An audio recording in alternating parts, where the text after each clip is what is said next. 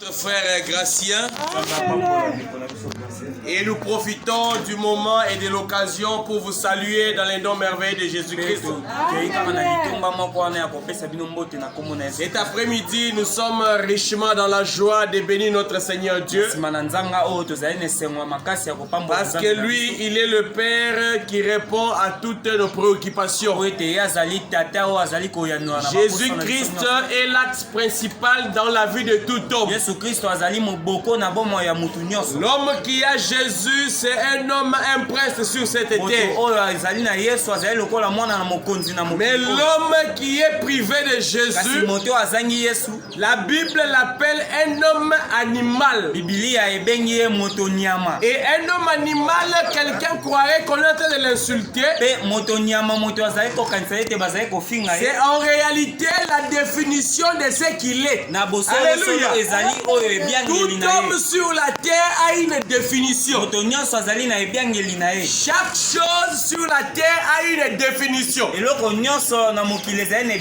on te pose la question, ça c'est quoi? Tu vas dire c'est le téléphone. Mais si on te dit c'est quoi la définition du téléphone,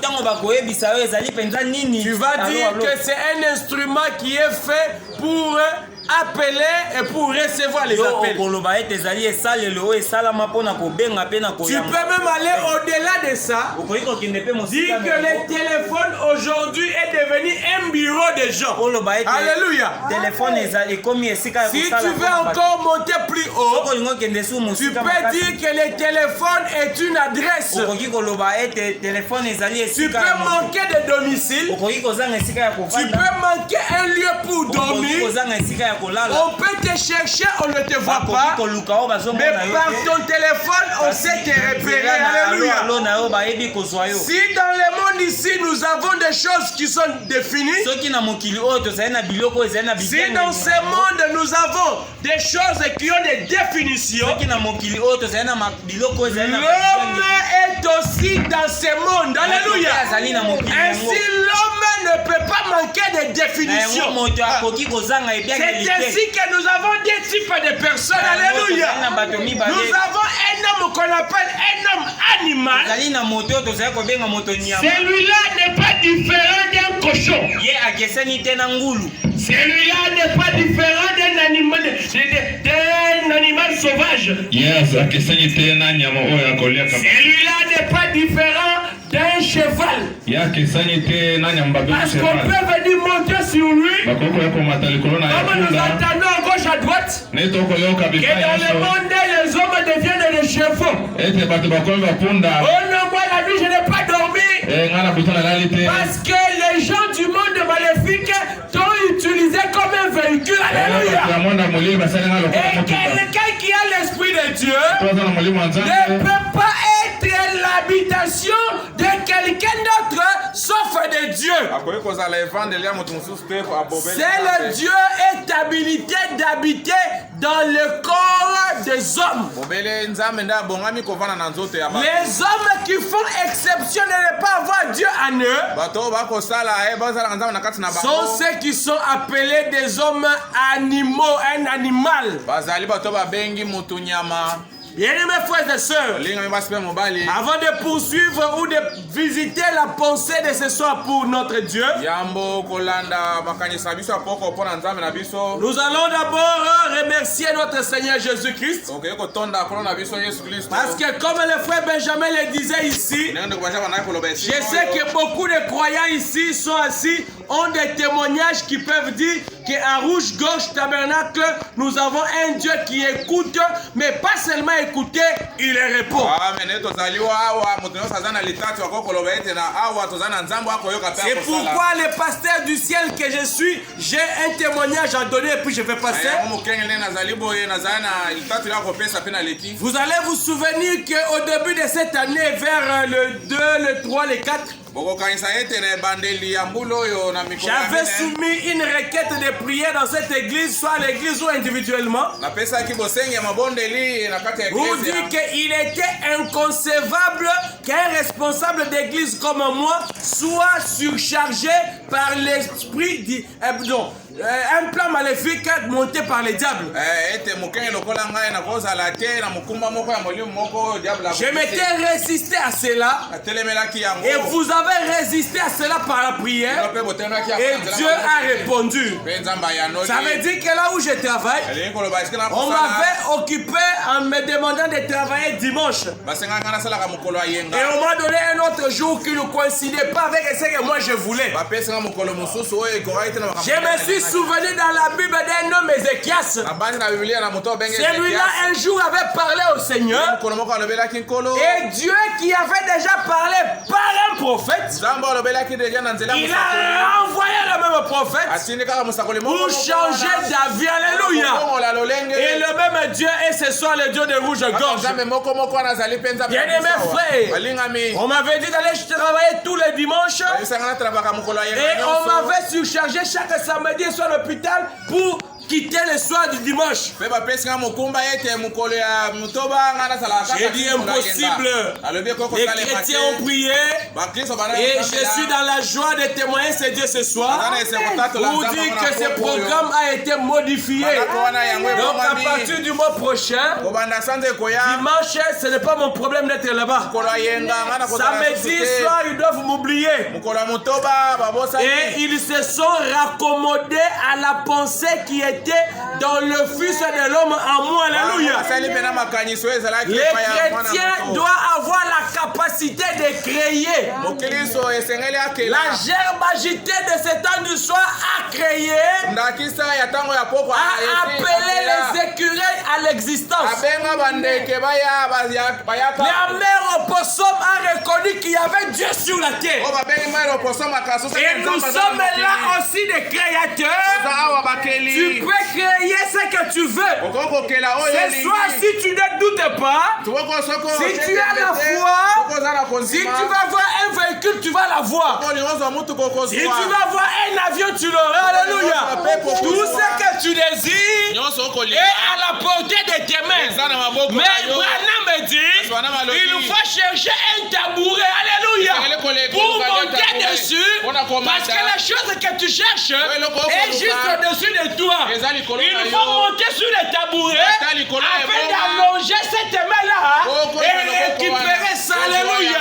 Et les tabourets qui te font ce soir, c'est juste les tabourets appelés la foi. Si tu élèves la foi, tout ce que tu cherches, c'est à côté de toi là-bas. Alléluia. Tout ce que tu cherches est à côté de toi là. Les tabourets sur lesquels tu dois monter. Alléluia. C'est juste la foi. Oh, monte. Comme Zachée était monté. C'est par la foi que Zachée était monté sur cet arbre-là. Lisez dans toute la Bible. Il n'y avait aucune personne qui avait servi de témoignage à Zachée, qui était un modèle de Zachée, pour qu'il dise que comme lui était monté à l'arbre pour voir le salut qui était Jésus-Christ, moi aussi je monte. C'était lui le premier inventaire de monter aux arbres pour voir la vie. Alléluia. Tu es la vie là où tu es.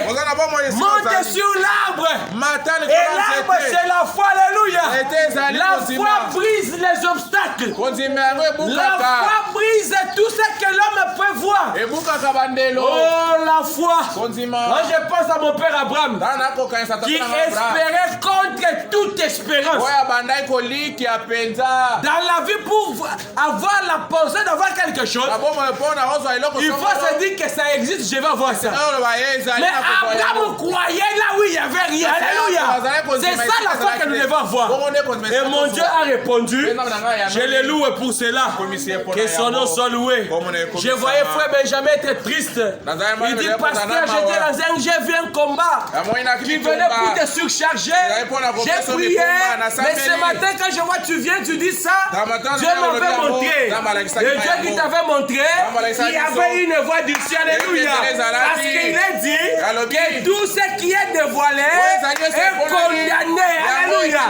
Quand Dieu vous montre quelque chose, en vision, dans un songe, ou par quelqu'un à côté de vous qui parle de quelque chose qui te concerne, cela est déjà brisé et c'est la victoire de ton problème. Tu es dans une maison, quand les gens t'appellent que tu es sorcière, pendant que tu ne l'es pas, c'est eux qui ont un problème. Alléluia. Ils sont dans une difficulté, ils n'arrivent pas à te maîtriser. Alléluia. L'homme qui est Jésus, on ne le maîtrise pas. Jésus est la source de vie. Jésus est la lumière de tout le monde. Et c'est lui le Dieu véritable. Alléluia. Amen. Oh, tu es sorcier. C'est eux qui sont dans le faux. Ils sont en train de chercher à te dominer. Mais là, toi, tu as l'esprit supérieur. Comme celui qui était sur Daniel. Alléluia. Amen. Oh, Jésus. Que Dieu vous bénisse. Ah, Seigneur. Il est merveilleux. J'étais en train de vouloir parler encore quelque chose sur la chair de notre église. Vraiment, nous avons un Dieu véritable. On avait pensé avoir la chair, une bonne chair là. Et le menuisier nous avait demandé une bonne somme d'argent. Il parlait de 280. Alors quand nous avons échangé, on est venu à l'église. On a soumis ça à l'église. Et l'église était capable de pouvoir avoir une bonne chair. Et on devait passer par des contributions. C'est ainsi que le pasteur avait déjà donné sa contribution. À la liste, c'était rajouté la sœur Gloria avec $5. La sœur Major avec $10. La sœur Chirona ce matin a envoyé par un pèse à $20. Et nous continuons à attendre tous les autres que Dieu va bénir. Alléluia. Et la bénédiction est avec vous. La chair, le menuisier m'a écrit hier. Vous dit, pardonnez-moi pasteur, j'étais avec ma femme lundi à l'hôpital. Cela a causé un léger retard dans l'exécution de mon programme. Si tout va bien, il va amener la chair mardi. Donc à partir de mardi déjà, on aura la chair ici. Mais je ne vais pas vouloir qu'on puisse d'abord l'installer ici. Parce qu'on devra d'abord couvrir au-dessus. Parce que quand il fait chaud, la chaleur descend, ça va encore un peu réduire la qualité de cela. Et aussi pour couvrir ici, Dieu a déjà ouvert une brèche. Alléluia. Et tout est possible. Si tous ce soir nous montons sur ces tabourets de la foi. La campagne est confirmée pour les 25 au 28 février. Cette campagne d'évangélisation a pour thème l'évangélisation au temps de la fin. C'est Malachie 4. Ça veut dire que pour évangéliser au temps où nous vivons, il y a un modèle. Et le modèle biblique pour ce temps, c'est Malachie 4. Nous devons maintenant entrer dans Malachie 4 pour avoir le contenu, la substance de ce que c'est Malachie 4. Comment évangéliser? En quoi consiste cette évangélisation? Oh, merci Seigneur. Et je voulais placer un mot sur le préliminaire dans une église.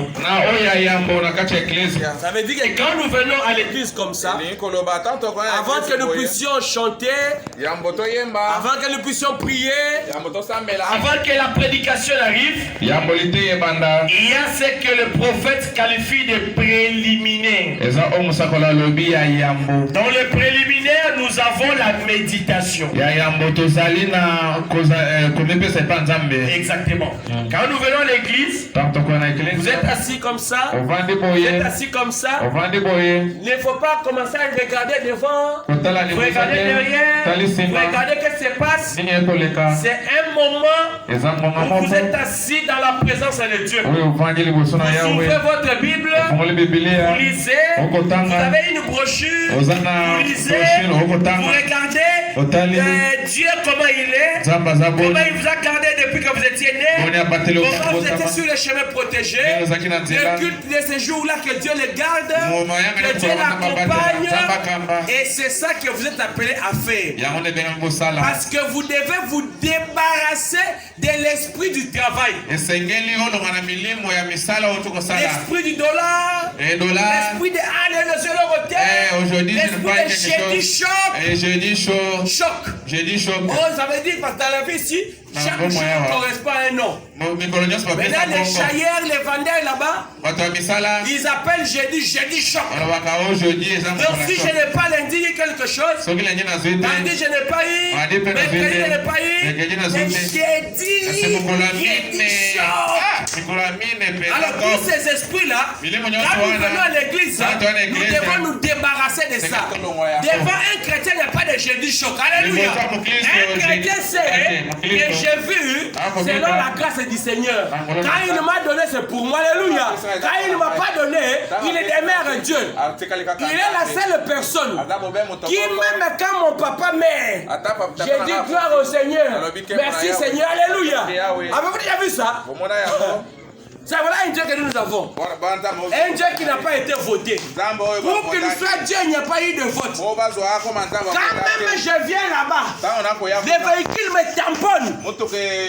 Je suis fracturé.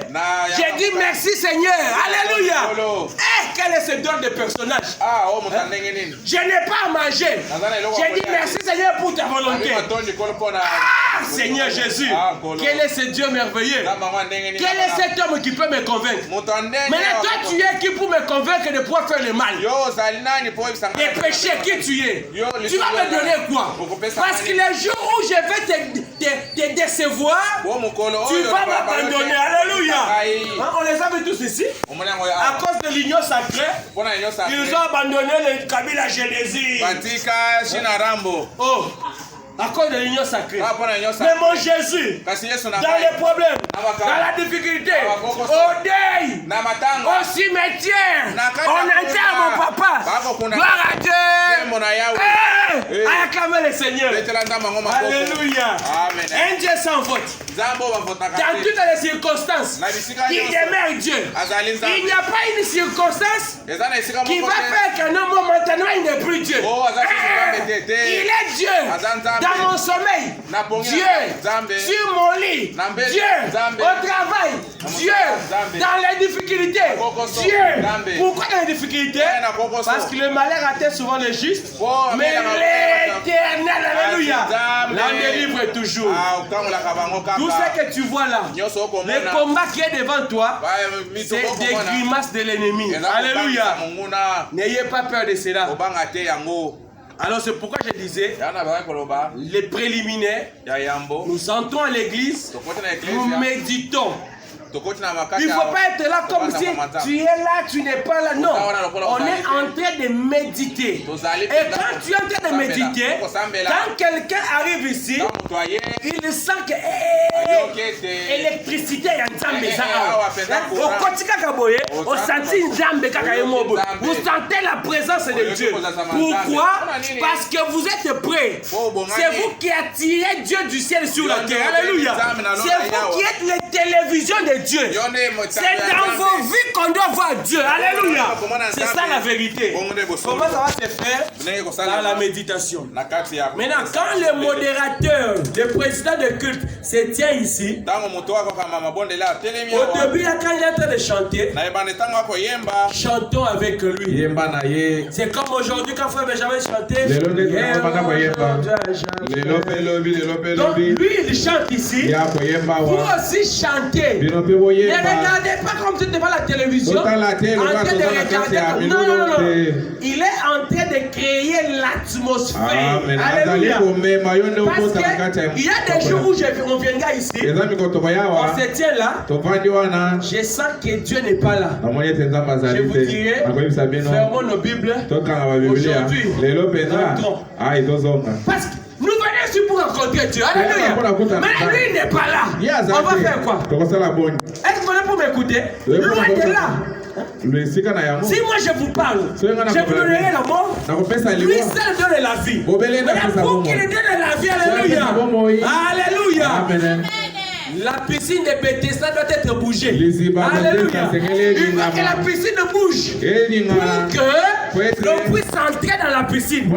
Et la piscine de l'eau, il y avait de l'eau. Dans la piscine, il y a de l'eau. L'eau, c'est la parole. Alléluia. Une fois que l'eau soit agitée, quand l'eau est agitée, il y a de l'onction. Alléluia. Quand il y a de l'onction, c'est là que les gens sont guéris. C'est là que les gens reçoivent de ce problèmes. Maintenant, c'est lui qui vient bouger l'eau. Il n'est pas là. Lui qui prêche, il n'est pas là. Qu'est-ce qu'on va faire? Alléluia. Ça ne sert à rien. Dans la Bible, aujourd'hui, Dieu n'est pas venu. Mais ça ne sera pas la faute de Dieu. Lui ne sera pas coupable. Il est toujours présent. Lui répond toujours au rendez-vous.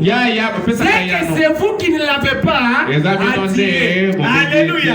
Pour attirer Dieu, vous êtes là en train de méditer. Quand on entend hier aujourd'hui, s'il agit, il agira encore, il agira demain. Alléluia. Il est là. Quand il sent comme ça, il dit, Gabriel, Michael, vous êtes où? Rouge-gorge nous appelle. Et Dieu descend. Alléluia. Tu viens là, ton problème, tu avais mal à la tête. Tu sors ici, la tête est guérie. Tu avais un mot d'estomac. Mon grand-père, mon chef a dit, Maman Leki, tu sors ici. Solution et c'est pour la joie du Alléluia. Tu sors ici, en route, on te dit, il y a qu'un lobby de ceux qui bloquent pour moi. Alléluia. Parce qu'il était là. Alléluia. C'est le Jésus comme ça que j'aime. Je les servirai toujours. Et j'aime Dieu comme celui-là. C'est pourquoi quand vous êtes là, les préliminaires sont importants. Pas de préliminaires. Il ne vient pas. Si moi je l'ai moi-même ici, et que vous là-bas vous êtes là, vous ne l'avez pas, ça ne sert à rien. C'est comme aujourd'hui, vous savez pourquoi les gens souffrent, les fonctionnaires sont mal payés. Parce que le ministre de la fonction publique qui doit les payer, lui par mois, il a, si c'est $20,000, sans compter les avantages. Maintenant, quand lui, $20,000, ça peut faire 4 mois avant que ça se termine. Toi maintenant, il te donne 5 000 francs. 2 jours après, 100 000 va partir. Même la maison, tu ne sais pas payer. Pendant que toi, tu as payé quand? Lui là-bas, il en a encore pour 4 mois. Maintenant, c'est que toi, tu ressens. Lui, il ne ressent pas ça. Vous voyez, c'est comme ça que vous souffrez. C'est la même chose. Moi j'ai Dieu ici. Dieu est là en bas. Il vient pour acheter. Maintenant toi tu es là-bas. Dieu n'est pas avec toi. Il n'est pas là. Tu ne l'as pas appelé. C'est qu'on sera en train de travailler enfin. Alléluia. Les préliminaires. Quand on entend des cantiques, chantons tous ensemble. Et dans vos téléphones, ceux qui n'ont pas de cantiques dans les téléphones, je vais vous les donner. J'avais fait ça pour Maman Kankou. J'avais fait le téléphone de la sœur Guise, le frère Graciana, le frère Benjamin aussi. Moi-même, j'ai les requêtes dans mon cantique. Même si vous n'avez pas les requêtes, venez, je vais mettre pour vous. Maintenant, avant qu'on ait des écrans de projection ici, quand on envoie un cantique, tu peux juste chercher et tu vas les regarder en train de chanter. Alléluia. C'est ça une église. Je remercie beaucoup notre frère Jétro. Il est en train de m'épater chaque jour. Aujourd'hui, il a chanté oh quel grand miracle. Il chantait pour s'édifier. Il chantait pour nous édifier. Mais dans ces grands miracles-là, il bien que lui-même était un grand miracle. Quel est l'enfant de 8 ans, 9 ans, 10 ans, avec la guitare, en train de gratter. Beaucoup de grands musiciens qui ont fait même des albums. D'autres ne connaissent pas chanter la guitare. Il vient seulement et dit les guitaristes et puis il commence à chanter. Mais Jétro, lui-même en train de gratter. Oh quel grand miracle. Oh quel grand miracle. Ça c'est quelque chose à louer, à encourager. que Dieu les bénisse richement. Ça participe à ce que Dieu a dit. Montre à l'enfant les chemins qu'il doit suivre. Lorsqu'il grandira, il ne s'en détournera jamais. Et la dernière chose, c'était l'habillement. Les croyants de Rouge-Gorge Tabernacle, les frères comme les sœurs, doivent s'habiller de la manière la plus correcte. Et bientôt, là, quand on va terminer avec le prophète, on va entrer dans l'église. Et quand on sera en train de parler de l'église, on verra comment les gens doivent être. Comment on doit s'habiller, comment on doit entretenir sa chevelure, quel est l'habillement correct d'un chrétien, quel est l'habillement correct d'une chrétienne, qu'est-ce que l'apparence d'un véritable croyant du message du temps de la fin. Parce que nous devons ici refléter ce que la parole de Dieu veut. Alléluia. Et vous allez vous lever, nous allons lire la parole. Je suis avec vous dans le livre de 1 Corinthiens chapitre 3e. Nous prenons le 6e verset. J'ai planté, Apollos a arrosé, et Dieu a fait croître. En sorte que ce n'est pas celui qui plante ou qui est quelque chose, et c'est lui qui arrose qui est quelque chose, et Dieu qui fait croître. Quand nous prenons le verset 10 ou 9 d'ailleurs, nous sommes ouvriers avec Dieu. Vous êtes les champs de Dieu, l'édifice de Dieu, selon la grâce de Dieu qui m'a été donnée. J'ai posé le fondement comme un sage architecte et un autre bâti dessus. Mais que chacun prenne garde à la manière dont il bâtit dessus. Miséricordieux Père Céleste, la parole a été lue. Nous savons que tout le monde qui connaît lire peut lire. Mais l'interprétation de la parole ne vient qu'auprès de toi. Et garde l'homme sur le chemin et viens donner l'onction pour le service. La pensée de ces écritures que nous puissions avoir. Au nom de Jésus-Christ, prions ainsi. Amen.